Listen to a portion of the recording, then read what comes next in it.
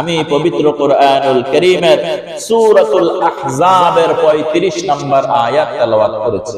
কোরআনুল কারীমের 22 নম্বর পারার প্রথম নম্বর পৃষ্ঠা আল্লাহ বলেন, والصائمين والصائمات والحافظين فروجهم والحافظات। আল্লাহ রাব্বুল আলামিন পবিত্র কোরআনুল কারীমের 22 নম্বর পারার প্রথম নম্বর পৃষ্ঠা সূরাতুল আহজাবের 35 নম্বর আয়াতের মধ্যে বলেন, রমজানুল মুবারকে যারা উপস্থিত হয়ে যাবে, যাদের উপর রোজা ফরজ হয়ে গেল, রমজানুল মুবারকে ব্যক্তি যদি সুন্দরভাবে রোজাগুলো রাখে, চাই সে পুরুষ হোক চাই সে নারী হোক, ওয়াসসাইমিনা ওয়াসসাইমাত রোজাদার পুরুষ রোজাদার নারী, ওয়াল হাফিজিনা ফুরুজাহুম ওয়াল হাফিজাত আর ব্যক্তি যদি তার লজ্জা স্থানের হেফাজত করে, চাই সে পুরুষ হোক চাই সে নারী হোক, ওয়াযাকিরিনাল্লাহা কাসীরান ওয়াযাকিরাত আর ব্যক্তি যদি রোজা পেয়ে যায়, রমজানুল মুবারকের রোজা সিয়াম সাধনা করে, তার লজ্জা স্থানের হেফাজত করে, আর যদি অধিক পরিমাণে আল্লাহ তাআলার জিকির করে, তার রবের জিকির করে, তার রবকে যদি বারবার ডাকে, চাই সে পুরুষ হোক চাই সে নারী হোক, আল্লাহ রাব্বুল আলামিন বলেন, আ'আদ্দাল্লাহু লাহুম মাগফিরা আমি আল্লাহ ওই বান্দাদের কাছে ওয়াদাবদ্ধ হয়ে গেলাম, লাহুম মাগফিরা ওই বান্দাদের জন্য আমার ওয়াদা, ওই বান্দাদের জিন্দেগীর গুনাহগুলো আমি মাফ করে দিব। শুধুই মাফ করব না, জান্নাতের মধ্যে তার অবস্থান নিম্নমানের হবে না, ওয়া আজরান আযীমা আল্লাহ রাব্বুল আলামিন জান্নাতে তার উত্তম প্রতিদানের ব্যবস্থা করে দিবে। তাহলে রমজানুল মুবারক ব্যক্তির মর্যাদা বাড়িয়ে দেয়।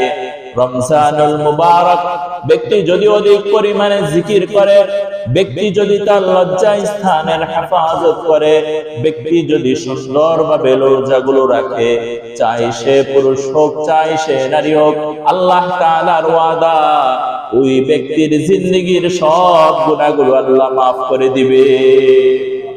এমন একটা রোজা আমাদের কাছে অতিবাহিত হচ্ছে। সুতরাং রমজানের পূর্ণ সওয়াব যদি পেতে হয়, আমি কিছু আমলের কথা এখন থেকেই বলবো, খুব মনোযোগের সাথে শুনি। যদি সময় হয় একেবারে আলোচনার শেষের দিকে, রাত দিন মিলায়া কয় ঘন্টা? সবাই তো বললেন না, 24 ঘন্টা।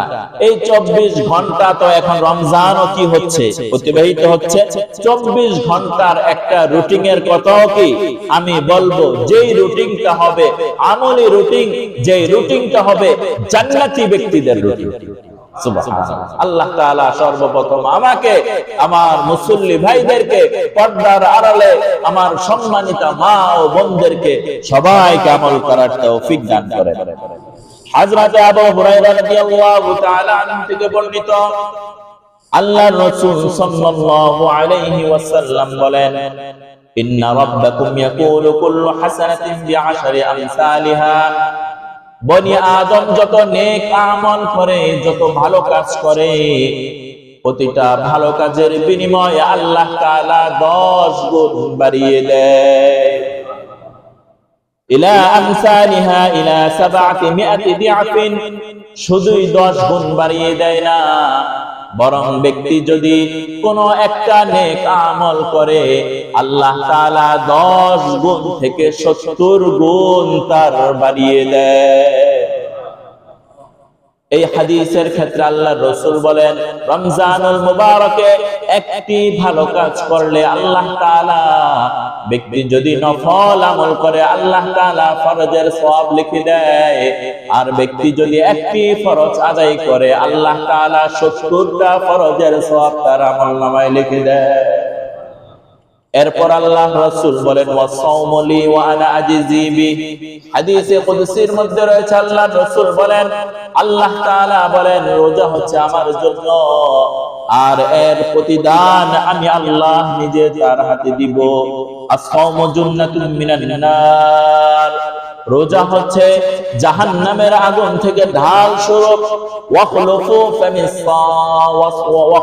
ফামিস সাইম, রোজা হচ্ছে জাহান্নাম থেকে বাঁচার জন্য ডাল স্বরূপ, আর এই ডালকে তোমরা নষ্ট করে দিও না মুখের মাধ্যমে। তাহলে রোজা হচ্ছে কি ডাল স্বরূপ, যেটা জাহান্নামের আগুন থেকে বাঁচাবে। তো আল্লাহ রাসূল বলেন এই ডালটাকে আবার নষ্ট করে দিও না মুখের মাধ্যমে। মুখ কি? মুখের মধ্যে সবচেয়ে গুরুত্বপূর্ণ যেটা, সেটার নাম কি? জিহ্বা। সেটার নাম কি? জিহ্বা। এবং আল্লাহ রাসূল বলেন আতীবু ইনদাল্লাহি মিন রিহিল মিস্ক, রোজাদারের মুখের যেই সারাদিন রোজা রাখার কারণে মুখের মধ্যে কিছুটা দুর্গন্ধ হয়ে যায়। কিছু মানুষ বলে তোমার মুখে দুর্গন্ধ হয়, আল্লাহ বলেন রোজাদারের মুখের দুর্গন্ধ আমি আল্লাহ তাআলার কাছে মিশকে আম্বারের ঘ্রাণের মতো। ওয়া ইন জাহালা আলা আহাদিন কাম জাহিলিন ওয়া হুয়া সাইম ফালইয়াকুল ইন্নী সাইম। রমজানুল মুবারকে কোন ব্যক্তি যদি, কোন জাহেল ব্যক্তি যদি কোন ঝগড়ায় লিপ্ত হয়ে যায়, কোন ব্যক্তি যদি কেউ কাউকে কটূক্তি করে, কেউ কাউকে যদি মনে কষ্ট দেয়, কেউ কাউকে যদি কোনো আঘাত দেয়, কোনো ক্ষতি হয়ে যায়, যদি ইচ্ছা করে ঝগড়ার মধ্যে লিপ্ত হয়ে যায়, তাহলে রোজাদার ব্যক্তি যেন এটা বলে দেয় ভাই আমি রোজাদার, আমি রোজাদার, আমি রোজাদার, তোমার সাথে আমি ঝগড়া করব না। এখানেও কিছু আমলের কথা এসে গেল। এই হাদিসটি তিরমিজি শরীফের মধ্যে রয়েছে।